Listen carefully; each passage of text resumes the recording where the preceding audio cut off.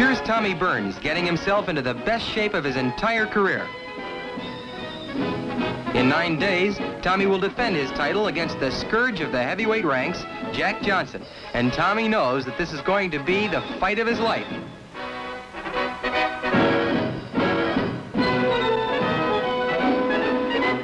Here's champion Burns, the shorter of the two men, training with the fine heavyweight Al Kaufman, whom he sends to the canvas with a good right hand.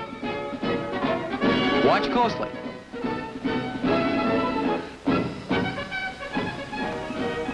Johnson is training 17 miles away at Rushcutters Bay. Even the sedate Australian sports writers have been pulling out all of the stops in describing Johnson's workouts throughout his training period. There has been a general consensus of opinion that Johnson combines perfect defense and balance with an offensive punching attack which leaves little to be desired in a professional fighter. This is the scene at Rushcutters Bay in Sydney, Australia at 1 o'clock in the afternoon. As an electric excitement has captured the fans as they prepare to watch Burns make the 12th defense of his heavyweight championship.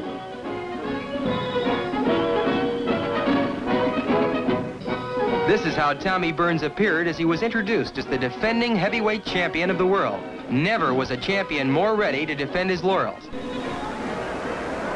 In round 1, Tommy Burns, to the left of your screen, moves out and boxes cautiously.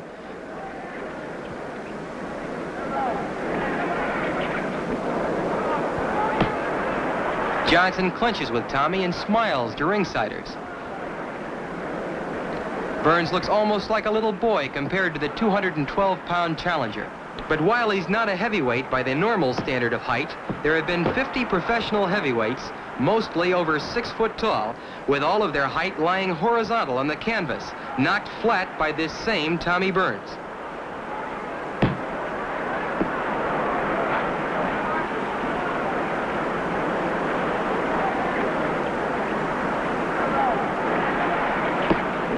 Johnson lands a hard right and forces Tommy to the ropes.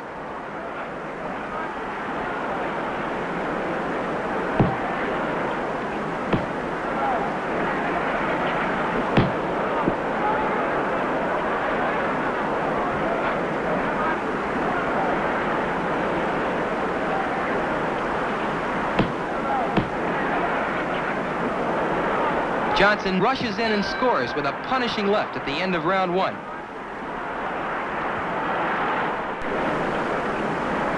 In rounds 2, 3, and 4, Johnson merely played with the heavyweight champion.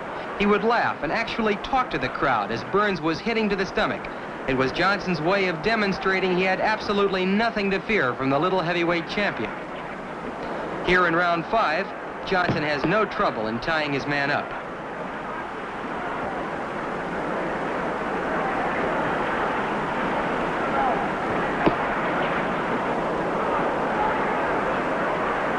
Jack Johnson was born in Galveston, Texas on March 31st, 1878. At 30 years of age, he's 3 years older than champion Burns. Johnson is 6 foot 1.5 inches tall and weighed in for this fight at a beautifully proportioned 212 pounds.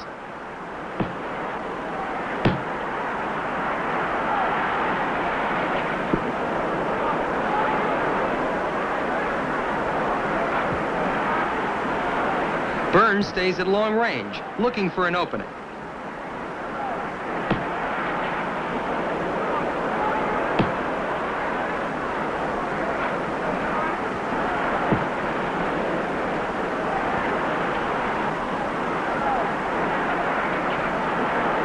Early in his professional career, Johnson was nicknamed Little Arthur.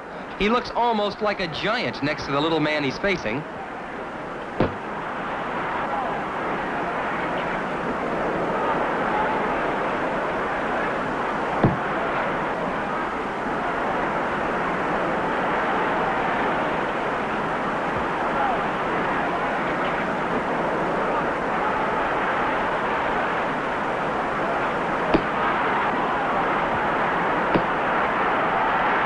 As we come to the end of round 5, it's apparent that Burns is almost at an insurmountable disadvantage against this magnificent fighting machine, Jack Johnson. In rounds 6 and 7, Johnson scored heavily on the inside with ripping punches to the body and hard rights to the head. Here in round 8, Johnson rushes in and holds Burns as he talks to ringsiders, laughing all the time. Johnson has been after this heavyweight title fight for over 2 years. He hurled challenge after challenge at Burns to no avail. Johnson employed the unique strategy of purchasing a ringside seat at every one of Burns' title defenses. As Tommy fought, Johnson would sit there screaming insults, taunting the champion. His high voice stood out like a beacon light at ringside when Burns fought Philadelphia Jack O'Brien. At Dublin, when the champion beat Jim Roach, Johnson was there screaming. Again in Paris, when Burns knocked out Joey Smith, and finally in Sydney, when Burns disposed of Bill Squires. It was then, in Sydney, Australia, that the champion could take no more.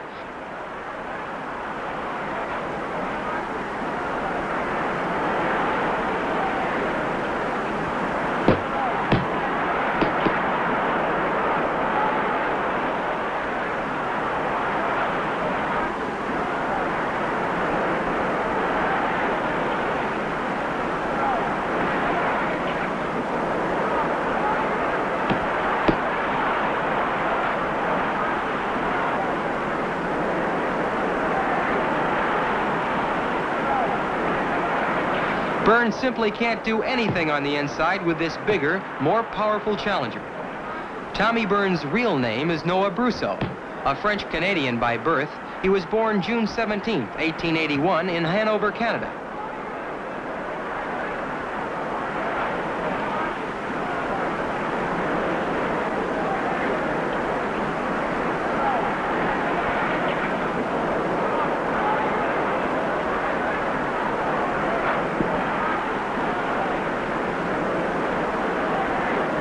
A good right uppercut, another ripping right uppercut by Johnson.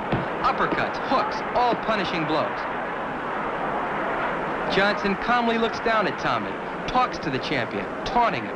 He wants Burns, as well as everyone, to know that this is no fight, this is a picnic. See how Johnson practically ignores the champion on the inside at the end of round 8.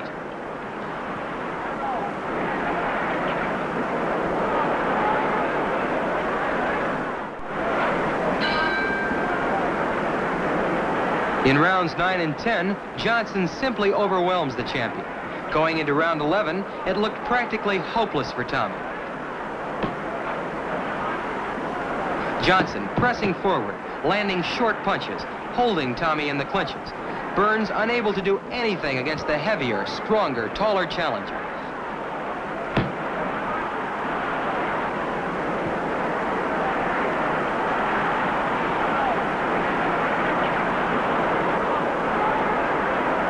Johnson turned professional 11 years ago in 1897. He had 10 professional fights when in 1901 he was KO'd in 3 rounds by Joe Shawensky. But following that contest, Johnson KO'd 25 opponents in the next 7 years. He has met and defeated all of the great fighters of his time, including George Gardner, Sam McVie, Joe Jeanette, Sam Langford, and the great Bob Fitzsimmons.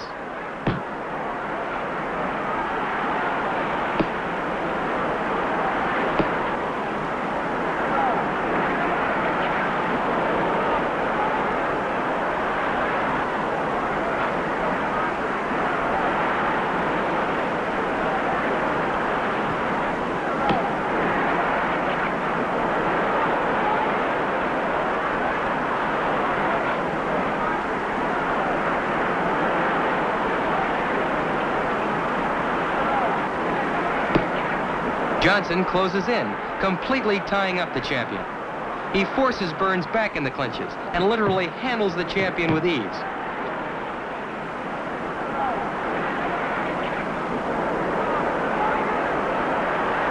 As round 11 comes to an end, there is almost a general feeling of compassion for the impossible task which Burns has undertaken.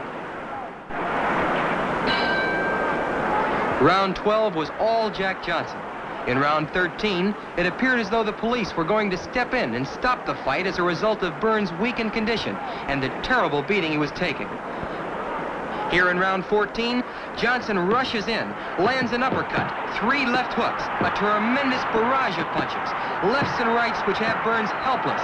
At this very moment, in the early seconds of round 14, the police shut off the motion picture cameras and stepped into the ring, awarding the heavyweight championship of the world to Jack Johnson. Here, in slow motion, you can see the blistering attack. Burns was absolutely defenseless, just seconds before the police stopped the motion picture cameras and entered the ring to halt this very one-sided fight. Jack Johnson becomes heavyweight champion of the world, December 26, 1908.